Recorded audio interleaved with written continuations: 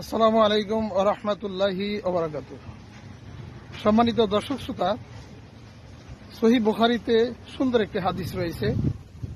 হাদিসটি হচ্ছে, মহানবী সাল্লাল্লাহু আলাইহি সাল্লাম বলেছেন, যে ব্যক্তি মানুষের প্রতি দয়া করে না, তার প্রতি আল্লাহও দয়া করে না।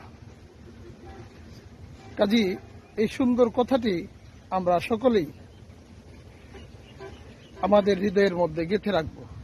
আমরা যদি আল্লাহর দয়া পেতে চাই, অবশ্যই মানুষের প্রতি আমাদের দয়া দেখাতে হবে মন প্রাণ দিয়ে।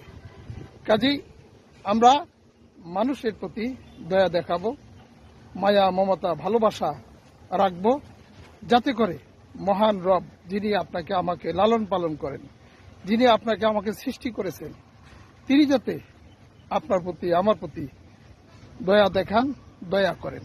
আমরা তার ভালোবাসা পেতে চাই। তার ভালোবাসা ভিন্ন কখনো পৃথিবীতে বা পরকালে আমরা সুখী হতে পারবো না, নাজাত পাবো না। আল্লাহ পাক যেন আমাদের সকলকে মানুষের প্রতি দয়া, মমতা, ভালোবাসা দেখানোর মতো অন্তর তৈরি করে দেন, সে আশাবাদ ব্যক্ত করে বিদায় নিচ্ছি। আসসালামু আলাইকুম ওয়া রাহমাতুল্লাহি ওয়া বারাকাতুহু।